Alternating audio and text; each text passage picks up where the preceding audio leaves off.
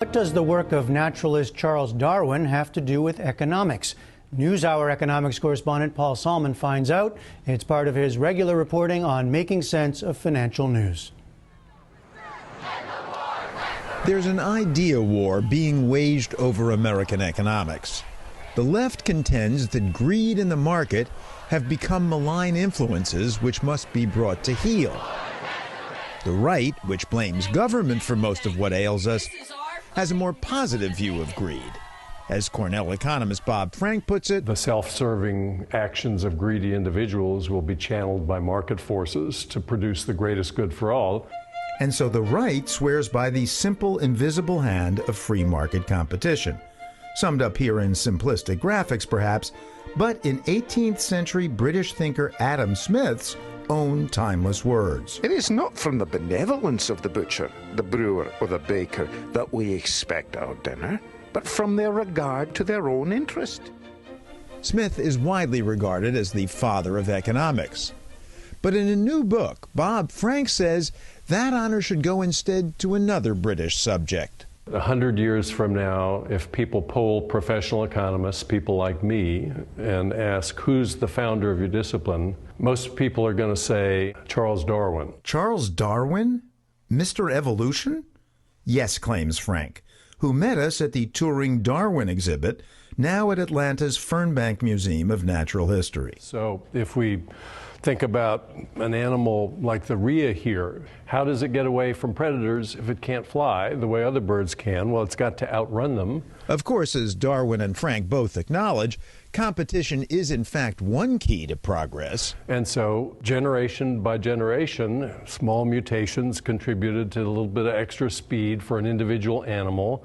That animal was less likely to be caught and eaten by predators, and so it left copies of that mutation in the next generation, and then it spread generation by generation until the bird is really quite a racehorse. And that is the survival of the fittest. That's the invisible hand story. It's good for the individual bird to be fast, and rheas as a species being fast is good for the species, makes them less vulnerable to predators. Same with the keen eyesight of hawks. The better their eyes, the better their meals. Or the markings on these butterflies that mimic big bad owls, protecting them from predators. Thus, the invisible hand of natural selection promotes the survival of the individual and the prosperity of the species. In economic terms, this is the greatest good for the greatest number, the grand achievements of a market economy, made possible by competitive individuals like Thomas Edison, Henry Ford, or Steve Jobs.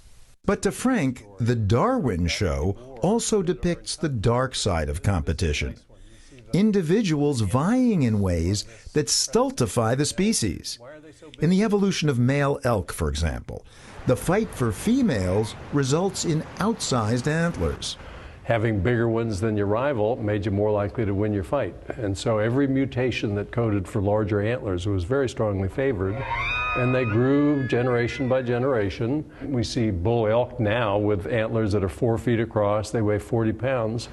That's great for doing battle with other bull elk, but it's horrible if you get chased into a densely wooded area by a wolf. You can't get out of the forest. There's nowhere to turn, literally. That's a feature that absolutely captures the conflict between individual and group.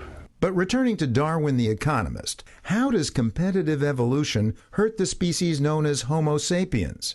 Years ago, Frank began thinking that we engage in the same sort of wasteful, self-defeating contests that Darwin documented in other animals. In the winner-take-all society in the mid-90s, a younger Bob Frank wrote and explained to us that though the use of strength-enhancing steroids in sports was hurting the general health of athletes, for example, it was in no way enhancing the game. But from an individual point of view, it's compellingly attractive to take the drug because otherwise you don't land a spot on the team, you don't have a shot at the NFL roster. Frank's line of thinking continued to evolve. The winners were separating from the rest in almost every field, and their sky-high pay was fueling luxury fever, his 1999 book, where he warned of competitive, conspicuous consumption among the super-rich.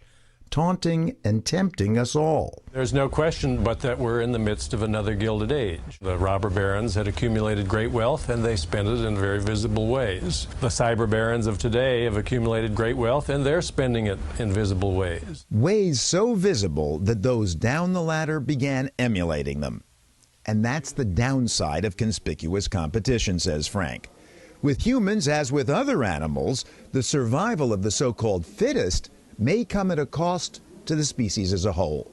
So in one species of seals, for example, 4% of the males sire 88% of all offspring. It's like the rich get richer that we're seeing in modern society. And so I think you see very parallel processes. The sexual selection that arises from battles among males in those species produces enormous outsized animals with huge weaponry that's all self-canceling in the end, wasteful.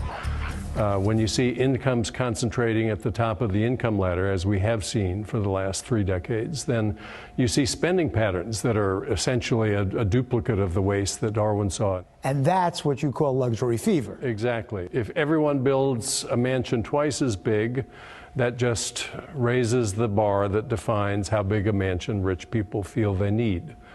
They build bigger because they have more money. People just below them who travel in the same social circles, their frame of reference shifts, they've got to build bigger too, and it cascades all the way down. And why is that a problem? If you have to spend 50% more in a house and you don't have more money, that's a short explanation of why conditions confronting the middle class have gotten more difficult in the last 30 years. Our passion for freedom! No wonder there's so much discontent so bitterly felt from the other 99% on the left to the Tea Party on the right.